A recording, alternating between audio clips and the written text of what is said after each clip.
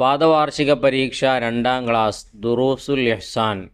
കുട്ടികളെ പഠിപ്പിക്കുമ്പോൾ പ്രധാനമായും എന്തൊക്കെ കാര്യങ്ങൾ ശ്രദ്ധിക്കണം, ഏതു രൂപത്തിലാണ് ചോദ്യങ്ങൾ വരിക എന്നീ വിഷയങ്ങളെക്കുറിച്ച് വിശദീകരിക്കുന്ന വളരെ പ്രധാനപ്പെട്ട, വളരെ ഉപകാരപ്രദമായ നല്ലൊരു വീഡിയോ ആണ്. മുഴുവനായി തന്നെ രക്ഷിതാക്കൾ കണ്ട് കുട്ടികൾക്ക് പഠിപ്പിച്ചു കൊടുക്കാൻ പ്രത്യേകം ശ്രദ്ധിക്കുക.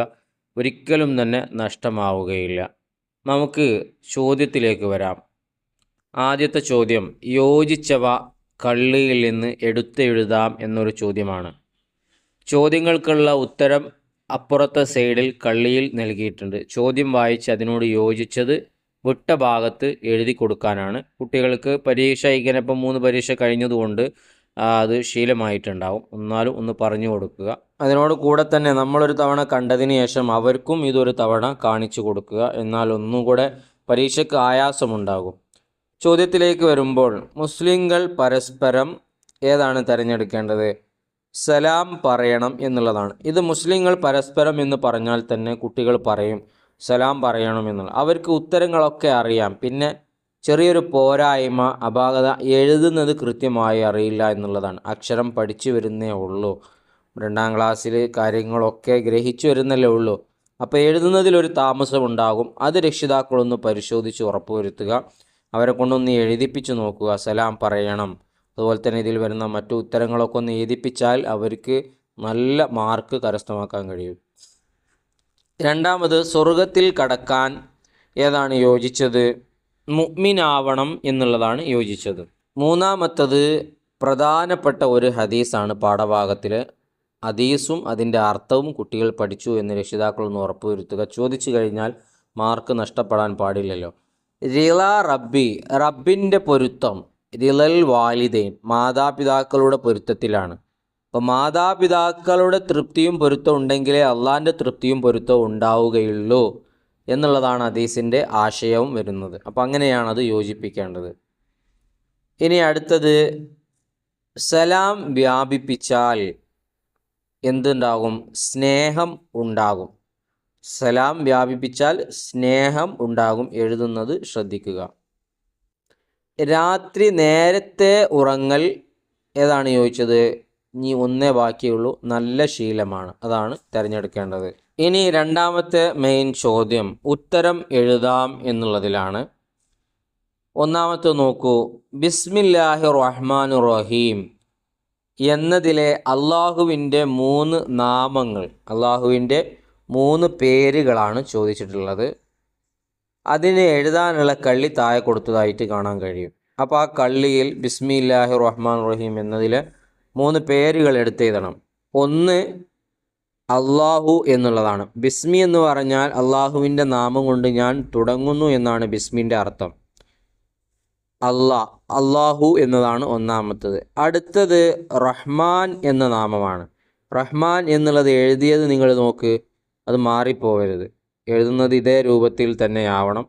അത് പ്രത്യേകം അവരെഴുതുന്നത് എങ്ങനെയെന്ന് നോക്കണം. സാധാരണ റഹ്മാൻ എന്നുള്ള മാ എന്നുള്ളതിന് അലിഫ് ഇട്ടിട്ട് മീം ഒറ്റയ്ക്ക് എഴുതുന്ന ശൈലിയാണല്ലോ ഉണ്ടാവാറ്.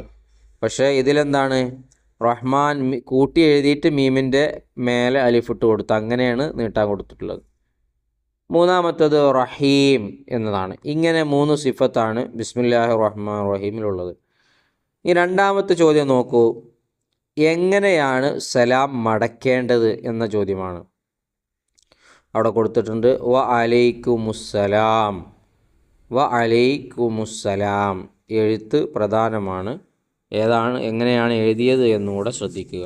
ഇനി മൂന്നാമത്തെ ചോദ്യം വായിക്കുന്നതിന് മുമ്പ് മദ്രസാപരമായ ഇതുപോലത്തെ പരീക്ഷയുടെ മോഡൽ ചോദ്യങ്ങൾ പരിചയപ്പെടുത്തുന്നത്, സ്കോളർഷിപ്പ് പരീക്ഷകൾ, അതുപോലെ തന്നെ നബിദിന പരിപാടിയിൽ പാട്ട്, പ്രസംഗം, കവിതകൾ, കഥ പറയൽ, ക്വിസ്, ആൺകുട്ടികൾക്കും പെൺകുട്ടികൾക്കുമുള്ള വ്യത്യസ്ത ഇനം പരിപാടികൾ തുടങ്ങിയ എല്ലാ വിഷയങ്ങളും നിങ്ങളിലേക്ക് നേരത്തെ എത്തുന്നതിന് വേണ്ടി ഈ ഒരു ചാനൽ കൂടെ നിങ്ങൾ സബ്സ്ക്രൈബ് ചെയ്ത് സഹായിക്കണമെന്ന് അറിയിക്കുകയാണ്. അതുതന്നെയാണ് ഇത്തരം വീഡിയോകൾ ചെയ്യുന്നതിന് നിങ്ങൾ ഞങ്ങൾക്ക് നൽകുന്ന സഹായവും സഹകരണവും. അതാണ് ചെയ്യാത്തവരൊന്ന് ചെയ്ത് കൂടണമെന്ന് അറിയിക്കുന്നു. വീഡിയോ ഇഷ്ടപ്പെട്ടെങ്കിൽ ഇപ്പോൾ തന്നെ ഒരു ലൈക്ക് കൊടുക്കുക. അവസാനത്തിൽ ഉപകാരപ്പെട്ടെങ്കിൽ കമൻറ്റിലൂടെ നന്ദി സൂചകമായി എന്തെങ്കിലും ഒന്ന് എഴുതി അറിയിക്കുകയും ചെയ്യുക.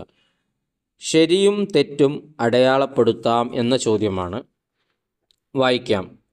എല്ലാ നല്ല കാര്യത്തിൻ്റെയും അവസാനത്തിൽ ബിസ്മി ചൊല്ലണം എന്നാണ് കൊടുത്തിട്ടുള്ളത്. അത് ശരിയാണോ തെറ്റാണോ? വായിക്കുമ്പോൾ തന്നെ നമുക്കറിയാം അത് തെറ്റാണ്.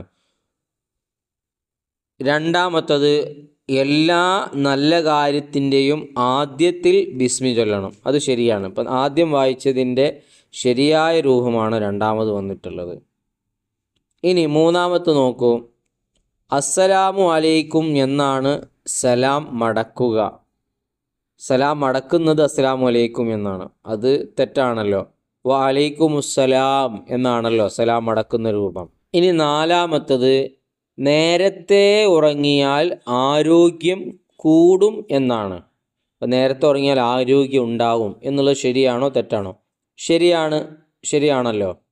അഞ്ചാമത്തത്, വൈകി ഉറങ്ങിയാൽ പെരുമാറ്റം നന്നാവും. അഥവാ നേരം വൈകി ഉറങ്ങിയാൽ അവൻ്റെ പെരുമാറ്റം നന്നാവും എന്നാണ് പറയുന്നത്.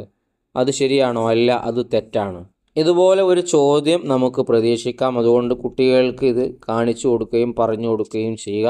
അതോടൊപ്പം പാഠഭാഗം നന്നായി വായിപ്പിക്കുകയും വേണമെങ്കിൽ ശരിയാണോ തെറ്റാണോ എന്നവർക്ക് തിരിച്ചറിയാൻ കഴിയുകയുള്ളൂ. ഇനി നാലാമത്തത് പൂർത്തിയാക്കാം എന്നുള്ള ചോദ്യമാണ്. പൂരിപ്പിക്കാനാണുള്ളത്. പാഠഭാഗവുമായി കുട്ടികൾക്ക് ബന്ധം കൂടുന്നതിനനുസരിച്ചാണ് കുട്ടികൾക്ക് ഇത് എളുപ്പമായി വരുന്നത്. ഒന്ന്, നിങ്ങൾ മുസ്ലിങ്ങൾ ആവാതെ സ്വർഗത്തിൽ കടക്കുകയില്ല എന്നതാണ്. രണ്ടാമത്തത്, ഗർഭം ചുമന്നതും വേദന സഹിച്ച് പ്രസവിച്ചതും ആരാണ്? ഉമ്മയാണ്. മൂന്നാമത്തത്, നമുക്ക് വേണ്ടി കഷ്ടപ്പെട്ട് ജോലി ചെയ്യുന്നത് ഉപ്പയാണ്. നാലാമത്തത്, മാതാപിതാക്കൾക്ക് വേണ്ടി നാം ദുആ ചെയ്യണം. എഴുതുന്നത് കൂടെ ശ്രദ്ധിക്കണേ. അഞ്ചാമത്തത്, റബ്ബിൻ്റെ തൃപ്തി മാതാപിതാക്കളുടെ തൃപ്തിയിലാണ്. നമ്മൾ നേരത്തെ പറഞ്ഞ റിളാ റബ്ബ് എന്നുള്ള ഹദീസിൻ്റെ ആശയമാണത്. ഇനി അവസാനത്തെ ചോദ്യം നമുക്ക് എഴുതാം എന്നുള്ളതാണ്. അതിലൊന്നാമത്തത്, ബിസ്മി ചൊല്ലേണ്ട സന്ദർഭങ്ങളിൽ നിന്ന് 3 എഴുതാനാണ് ആവശ്യപ്പെട്ടിട്ടുള്ളത്. ഇത് പാഠപുസ്തകത്തിൽ പറഞ്ഞതാണ്. ഒന്നാമത്തത്, പാഠപുസ്തകം വായിക്കാൻ തുടങ്ങുമ്പോൾ ബിസ്മി ചൊല്ലണം. 2, വീട്ടിൽ നിന്ന് ഇറങ്ങുമ്പോൾ. മൂന്നാമത്തത്, സ്വിച്ച് ഇടുമ്പോൾ. ഇനി പുറമേ നിന്ന് പാഠപുസ്തകത്തിൽ ഇല്ലാത്തത് എഴുതാൻ ആവശ്യപ്പെട്ടാൽ ഉറങ്ങാൻ കിടക്കുമ്പോൾ, അതുപോലെ തന്നെ ഉണരുമ്പോൾ, ഭക്ഷണം കഴിക്കുമ്പോൾ, ഇതൊക്കെ നമുക്ക് എഴുതാൻ കുട്ടികൾക്ക് പറഞ്ഞു കൊടുക്കാവുന്നതാണ്. ഇത് കണ്ടു കഴിഞ്ഞതിലൂടെ ഏത് രൂപത്തിലാണ് ചോദ്യം വരിക എന്നുള്ളതിനെക്കുറിച്ച് നമുക്ക് നല്ലൊരു ഐഡിയ വന്നു കഴിഞ്ഞു. 4 പാഠങ്ങളാണ് 2ാം ക്ലാസ്സിലെ ദുറൂസുൽ ഇഹ്സാനിൽ നിന്ന് കുട്ടികളെ നമുക്ക് പഠിപ്പിക്കാനുള്ളത്. എല്ലാ പാഠങ്ങളും അതിലെ ചോദ്യോത്തരങ്ങളും ഹദീസും നന്നായി പഠിപ്പിക്കുക. കുട്ടികൾക്ക് നല്ല മാർക്ക് നേടാൻ കഴിയും. നാളത്തെ പരീക്ഷയോടുകൂടെ പരീക്ഷ അവസാനിക്കുകയാണ്. ഇൻഷാ അല്ലാഹ് തുടർന്നും പരീക്ഷയുമായി ബന്ധപ്പെട്ട നല്ല നല്ല വീഡിയോകളുമായി നമുക്ക് വീണ്ടും സംവദിക്കാം. ഇതുവരെയുള്ള വീഡിയോസൊക്കെ നിങ്ങൾക്ക് ഉപകാരപ്പെട്ടിട്ടുണ്ടാകും എന്ന് വിചാരിക്കുന്നു. സബ്സ്ക്രൈബിൻ്റെ കാര്യം ഒന്നുകൂടെ ഉണർത്തുകയാണ്. ലൈക്ക് മറക്കരുത്. ഇഷ്ടപ്പെട്ടെങ്കിൽ എന്തെങ്കിലും ഒന്ന് കമൻറ്റിലൂടെ എഴുതി അറിയിക്കുകയും ചെയ്യുക.